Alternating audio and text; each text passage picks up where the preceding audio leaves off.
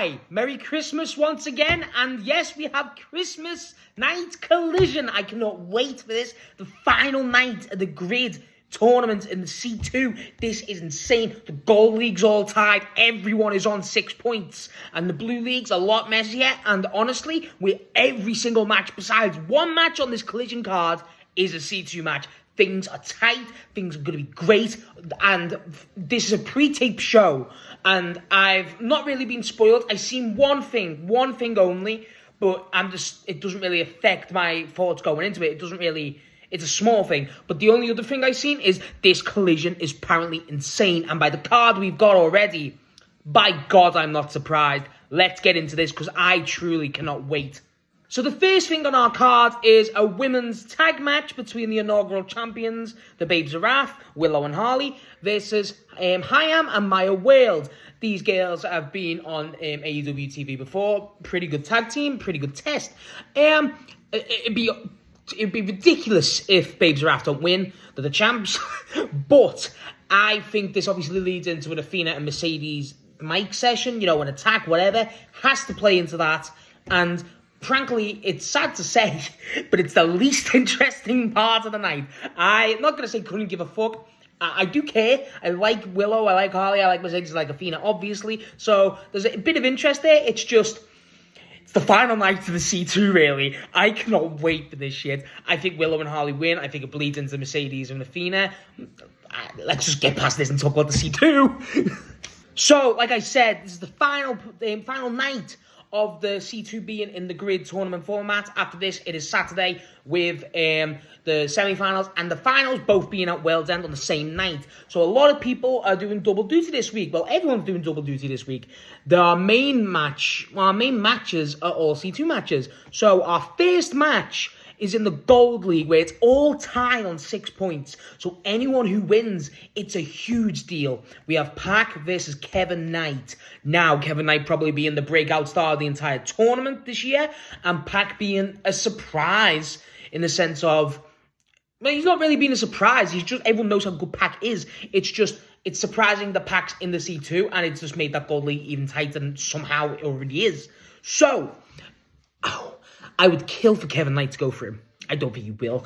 I think, personally, you got to look at the Gold League, right?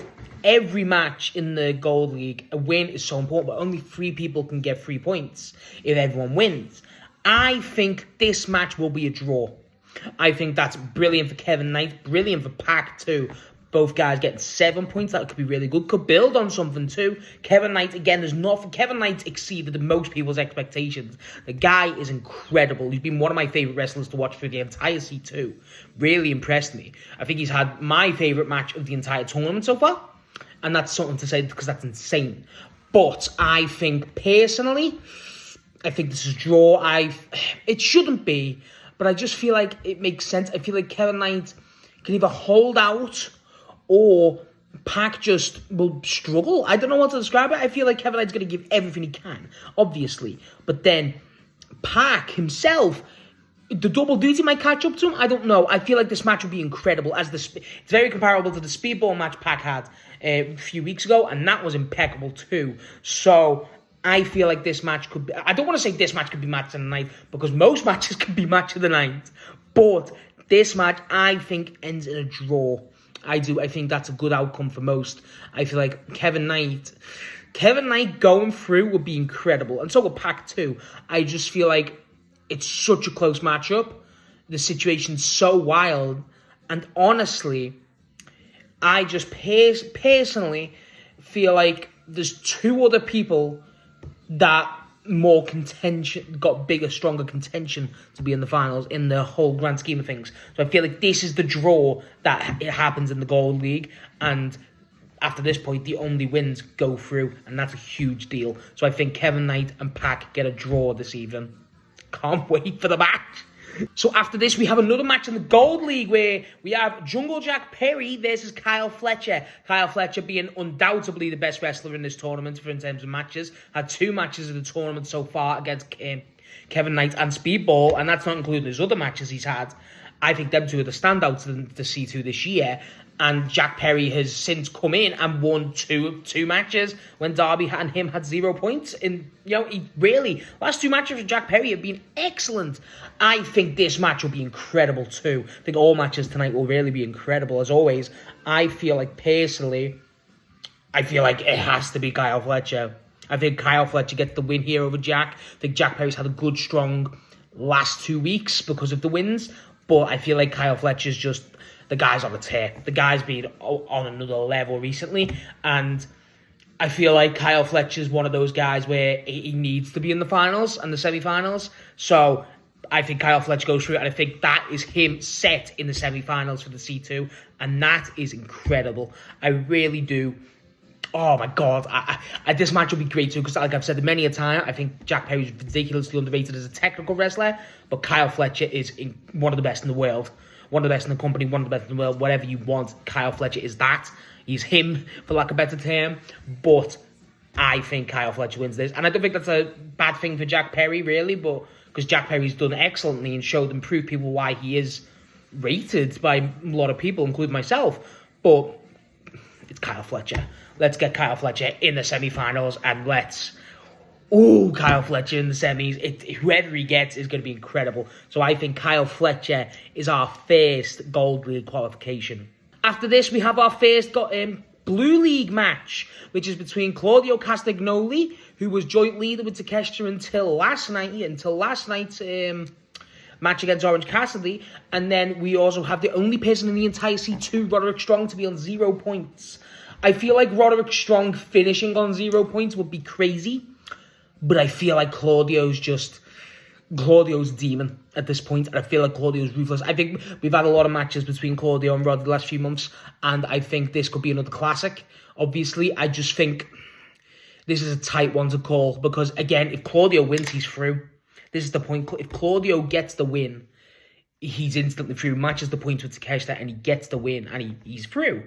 I just personally think it's hard because I feel like from an out kayfabe point, looking at it logically, I feel like seeing Roddy finish on 0 points is insane, but I think it bleeds into a lot of the heel turn that's eventually going to happen. But then Claudio going to the finals, I've called that from day one, and I feel like that's on. I feel like that's a great call narratively, match-wise, everything. I feel like that. I want that. I think I am going to make the bold take. And I think Claudio Castagnoli gets the win and qualifies for the semi-finals along with Takeshita. So the Blue League at that point has no one else can qualify for the semi-finals. I think that will be the way it goes. I think Roderick Strong, again, losing, being on 0 points, that's a big deal because, again, the heel turn, him feuding with Briscoe, that feels like it's on the cards. But the main thing here is about Claudio. I feel like for Death Riders, Moxley, whatever's going on there, statement, the guy going through is insane. It's a big deal. It does depend on match order for me because I don't feel like they'll have Claudio win and then have the rest of the Blue League matches. That feels a bit like, just depressing for the Blue League competitors. But I think Claudio will get the win. I do. I feel like that's a smart move. It's kind of anticlimactic in the sense of, oh yeah, the 2 guys in the lead for the last 2 weeks, they're going to go through. Like, yeah, there's nothing wrong with that. It's just, feels like there's a lot more turns in the way. I feel like Claudio's going to win. I do. And I feel like that's a big deal. It does feel like anticlimactic. This is hard to call. I didn't expect this match to be as hard as to call. I'm going to stick by my gut and go with Claudio. I am. But I wouldn't be surprised if either this becomes a draw, and then Claudio ends up on 8 points, and then you got 3 people on the C2 in 6 points, which is Dorada, Cassidy, and Moxley at this point. So if this ends up in a draw, one person winning gets the spot and can overtake Claudio. I think that's ridiculously likely too. So I'm still going to predict Claudio to win, but I feel like that's ridiculously likely. Like, that makes it so much more interesting and so much more tight compared to how it is in the Gold League. I think that's the way. I'm going to stick with my Claudio prediction because I've said that from the very start. But I think Claudio will get the draw against Roddy, giving Roddy 1 point as well. It's so tight. I'm going to... I think it makes more and more intrigue to have Claudio draw. I think that's huge. Even Roddy win, but Claudio draws are ridiculous and making it so tight by a point. However, making causing each three of the guys on 6 points to win. It's just I want Claudio to go through it. I feel like it makes sense. I'm gonna predict the draw. Giving Claudio 8 points. So whoever is if anyone draws in the rest of the Gold League, it's over. It has to be a win. I'm going to predict that because it makes a lot more sense. I think Claudio and Roddy Strong get a draw, giving Roddy 1 point and giving Claudio 8. I think that's ridiculously entertaining. And again, match order dictates, but that is my prediction. You've seen me change here, dive. That's my prediction. So following that, I'm going to talk about our next match, which is in the Blue League 2, which is the only person already qualified is Konosuke Takeshita, and my favourite for the tournament, and my guy, Mascara Dorada. This match is going to fuck. This could be possibly one of my favourite matches of the year. I really cannot wait for this. I've loved Dorada. I think Takeshita's been on another planet this year. I think this is going to be so good. So good. With Takeshita already qualified, it's hard. It's a hard call. I feel like, personally, I'm in two minds. Takeshita, it feels like he has to win, just because you're kind of making that a bigger deal by Takeshita being unbeaten in the entire group stage. But it feels like, one, Dorada being directly from CMLL, not signed to AEW, he's the only person not signed to AEW in this entire tournament. It feels like it'd be a big good deal to be on the World's End card for Dorada. I want that more than anyone. You all know that. And I feel like that's a big deal if Dorada's on the World's End card. So getting a surprise win over Takeshita, bringing him 9 points, and granted Claudio gets the draw, gets him through to the semis. That could be insane. And I would if I wake up to Dorada on a pay-per-view, oh my god. But I don't know. This is hard. This is really hard. Because it's so, definitive this week. I want Dorada to win. As much as oh my god. A draw could be cool, but it wouldn't really dictate much unless Claudio loses. I think... See, I'm trying to balance heart and head, but it's kind of the same. I feel like Dorada winning for the CMLL, relationship, such a big thing you've got to account for, prediction-wise. I feel like I want to say Dorada's going to win, and I don't know if that's smart or idiotic of me. And you got Moxley there too. I'm looking down because I got them written on a paper for the Blue League because it's that tight for me. I feel, personally, this is hard. This is hard. I want Dorada to win. I want that. But I don't... It feels anticlimactic to just have Dorada win before Moxley's match. I feel... I can see it. I'm trying to not be biased here. I can see it. I'm going to put my balls on the table. I'm going to do it. I'm going to predict Mascara Dorada wins. I feel like the CMLL rep being on the pay-per-view is a big deal. And I really like that. I don't think he wins. But, the tournament. But I feel like I'd kill for that. Don't get me wrong. But I can't believe I'm saying this. I think Mascara Dorada beats Konosuke Takeshita in a huge shock. Again, it's so hard, but, yeah, fuck it. We're going Dorada, and Dorada is going to be the shock qualification for the semi-finals over both Death Riders. That is incredible. Yeah, I'm going to do it. No.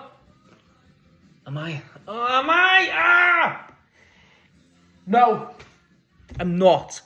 Because, my thought process now is Death Riders, and you cannot just have both Death Riders just not really be relevant in terms of their story. It could technically lead into more animosity because you could have Claudio and Moxley argue because they both didn't get through the final. Moxley trying to give Claudio shit, and then Claudio go, "Well, I beat you." That could be interesting. That could be the interesting call. But then I feel like it makes more sense for the turn to eventually happen.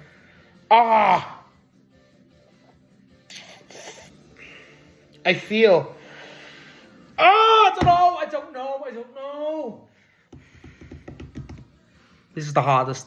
I'm gonna I'm going to be safe. I'm going to predict Takeshita to win. I've flip-flopped like this incredibly. I feel like this is what's going to happen. I can see Takeshita losing. I can see this being a shock upset for the CMLL rep to be on a pay-per-view. I feel like that's a big deal. But I feel like the Death Riders takes precedent. It's such a big deal. It's such a big story. And it feels like they've put so much, spotlights, essentially, on Mox and Claudio being in the same league. I feel like there's got to be a payoff there. I feel like Takeshita... I don't want to say this, but I feel like Takeshita's going to win. And... yeah, I can really picture it. This might just be my heart talking too much and influence my opinion, but I can see Takeshita getting a loss here, shock loss. And I don't want that to be unstated. I just feel like the Death Riders are such a big deal. You cannot really go against that. And again, if Claudio gets the draw, you can have him and Moxley have an interaction through the show, being like, okay, look, you've got to win. You overtake me. Could come more tension for the night. And obviously, if Cassidy wins, he goes through. So Moxley has to win. Yeah, I've got to predict Takeshita to win. That's what I'm locking it in. I'm going to predict Takeshita to win. However, if Dorada wins, I want some sort of acknowledgement. I just want something, right? I want that to happen, and I want to predict it with my heart. I just don't think it'll happen. And... oh, this is good. The C2 is the fucking best shit ever. I love the C2. Oh my god. I'm going to predict Takeshita to win. I need to get off this one because I'm going to take forever. I'm going to get Takeshita to win. And Takeshita going to go through the entire tournament being unbeaten. That's my call. Got to lock it in. Let's move on. So next, we're back in the Gold League where it's all tied. At this point, we have our first qualification in the Gold League. I'm going to predict that's Kyle Fletcher, obviously. Now, I think this will be match of the night. I do. I feel like this is going to be Speedball versus Okada. Again, both on 6 points. Okada, the reigning champ. I feel like this will be that match of the night. I feel like both guys have been incredible this tournament. And I feel, as much as it'd be cool for Speedball to get the win, I feel like Okada's got to win. I feel like Okada not being in the semi-finals or the final is such a ballsy move that, as much as I respect it, I just don't think it's happening. So... yeah, I feel like Okada's going to win. I feel like this will be match of the night. This is my most anticipated match besides Takeshita and Dorada, obviously. But I think Okada wins. I think this tears my house down. And I think Okada goes through to the semi-finals. The problem is, because both guys will be on the same points, him and Fletcher, who goes in the first place position, who goes in the second position, because that's how the C2 works. That's going to be interesting to see. But...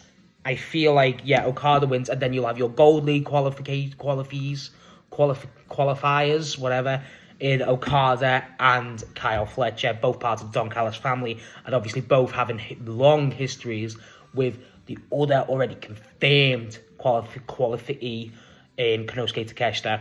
Yeah, I feel like those three were locks for me to qualify anyway, so I feel like that's who the tournament's been centered around. So I feel like that's what's going to happen. And I feel like, yeah, Okada and Fletcher are going to be the guys who go through for the Gold League. And I think, again, this could possibly be match of the night. I don't like saying that because it's such a stacked card. It's like a pay-per-view itself. But this match, this is the one to keep your eyes on. This is going to be incredible. So, our penultimate match. This is where our other calls come into play. I feel like this is Moxley versus Orange Cassidy. This is obviously in the Blue League. And whoever wins this point, from how we've predicted it, goes through. Now, it must be said, if Moxley and Cassidy also draw here tonight, Claudio still goes through. I don't think Cassidy wins. I don't. As much as cool as that be, I don't think that happens. I don't think he needs it. I feel like it's between a Moxley win and a draw. I feel let's look at it through logic sense, right? If Moxley wins, you have the matches of Okada and Moxley and Kyle Fletcher and John Moxley on the table. And I know Okada and Moxley it's a first time ever. And that's huge. And Kyle Fletcher versus John Moxley, I mean, that's one of the biggest matches you're going to get in the company for some time. Same with Okada Moxley, obviously. But I feel like you got to take into account the story that's getting told, the story that's getting made, unfolding before our eyes, and that's Claudio and John Moxley and John Moxley's losing streak. and Claudio's eventual usurping of the Death Riders and Jon Moxley, I feel like a draw. I feel like an end. And obviously Orange Cassidy and Moxley have got a lot of history. The matches they've had, especially one for the international belt at All Out a few years ago, that's impeccable. I feel like this is going to be a draw. I feel like that makes it a lot more nervous. I feel like that makes it a lot more to the wire. I feel like it'll be one of those where Moxley gets a pin or whatever right after the second bell, you know what I mean, whatever. And oh my God, this is so cool. Yeah, I feel like that happens and Claudio still goes through. And then when Claudio comes into the ring, you know, with the Death Riders as they do, I feel like Moxley's either going to snap and something's going to happen, or it's going to, like, really be teased again. It's got to happen. I feel like that's the way. I feel like that makes for the entire show to be so interesting, as it always going to be. But, you know what I mean? Like, yeah, I feel like that builds up a lot of nerve. Yeah, that's my prediction. I think this ends with a draw. And with the amount of basically with Moxley crumbling under the pressure. Yeah, that's my call. That's my call. So my prediction, I'm going to go through all what I think's going to happen, is I'm going to predict the Gold League. I'm going to predict, this is my standings after all my C2 matches. I'm going to have Jack Perry on 7 points. I'm going to have Pac on 7 points. I'm going to have Speedball Mike Bailey on 6 points. I'm going to have Kevin Knight on 6 points, and I'm going to have Okada and Kyle Fletcher both on 9 points, and those guys going through.